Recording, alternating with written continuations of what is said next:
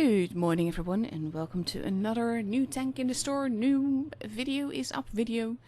Basically today I will be telling you about the Skoda T27. It is a Czech tank, so it will be in the European branch. It is a tier 8 medium tank, and for the first time ever I've actually looked up the camo because it looked historical, and even though it's not like an historical tank, there is history behind it, because that lion is the Czech lion. Up the front you saw the Czech flag.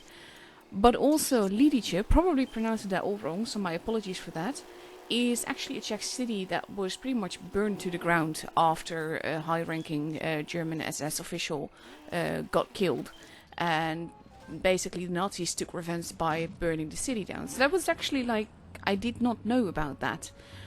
And that makes this tank more valuable in my opinion. Not like valuable as in money, but just like I like the historical aspect behind it.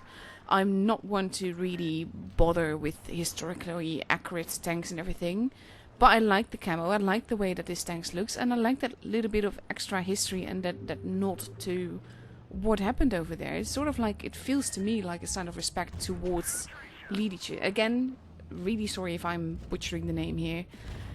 But yeah, for the tank itself, like I said, it is a tier 8 medium tank in the European branch.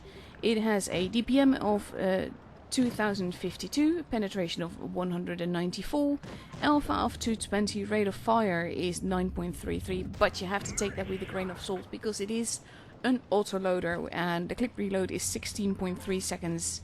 And there's 3 shells in the clip that will reload every 1.5 seconds. The caliber is 88, the shell velocity is 1020, the aim time is 1.72, the dispersion is 0.326, the dispersion on move rotation or the turret is 0.16, 0.16 or 0.1. The gun depression is 8 degrees, the gun elevation is 20 degrees and the aiming arc is 180 degrees. All in all, I really like this tank. I've been saying that quite a bit lately, and usually if I don't like a tank you will definitely hear me say that. But I like the way that this tank drives. I like the autoloader. It doesn't feel sluggish to drive. It fits my playstyle and I quite like it. And that being said, it's definitely not overpowered. Basically anything that shoots you will generally pen you and pretty quickly kill you. I've got examples of that as well. But basically I just like the mobility of it. It feels smooth to drive, and as with most tanks, if people aren't shooting you, that means that you can do the damage. You just have to be patient for the clip reload, and that won't always be that forgiving. Like in this case, I've got plenty of teammates left, that's one thing, but also I don't have to worry about dying here, because if I die then, well, that's fine actually. It won't really matter all that much, and I still get some shots in, still have some HP left, and then I just reload my clip again. And it just feels smooth to drive this tank. The mobility of it is really a pleasure, and that's something that I really appreciate in a tank. So that's usually what makes me go, oh, I love this tank, because I used to be like a exclusive TD driver. I wouldn't drive anything else. My first 4 lines were all TDs, and the only reason I switched after that is because there were no more TD lines to grind. But after that I've started getting into heavies, and later on I got into the mediums and the lights, and nowadays I pretty much prefer anything medium, and especially auto reloader, because that's really my thing. This is not an auto reloader though, but it is like very pleasant to drive. In this case I'm getting quite some shots in before I pull back to reload my clip, and as you can see, pretty much if they shoot you they will pen you.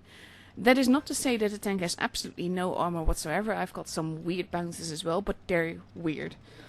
Basically the armor that you've got, the turret armor is 100 all around, and the whole armor is 65 to the front and 40 to the side and the back. But the mobility does make up for a lot, and that's something to keep in mind as well. Like in this case, I've been pretty much like, I've got teammates and everything, and I really just should have turned around and not trust my teammates to actually do the right thing and sort of not like rush in with me, but sort of rush in with me. Because in this case, this guy is really focusing me, and I'm definitely not saying I'm pro. I'm definitely not these days in any case. And I'm using my speed boost. In this case, I'm hoping that the corpse of the RU will maybe protect me just slightly, but it doesn't. And in this case, I do get another shot. And if that guy had actually penned that shot rather than shoot the ground, then I would have survived this. But there we go. If you get shot at, it generally pens you, and you will generally lose HP for it. That being said, like I said, it is the mobility of this tank that makes it, to me, worth it. That makes it worth getting. The only thing is, as per usual with Wargaming and their new tanks, is that this thing is coming in crates. And not just that, those crates will be for money and not for gold. And that makes me really sad, because crates suck. Like, this is the thing, we know that they're here to stay because they earn Wargaming plenty, but please always be aware of what you're spending in the game, and be aware of drop rates. Like, I don't know what the drop rate for this tank will be, but I would be surprised if it's higher than 5%, and that means that there's like a 1 in 20 chance of actually getting what you want from the crate that you buy.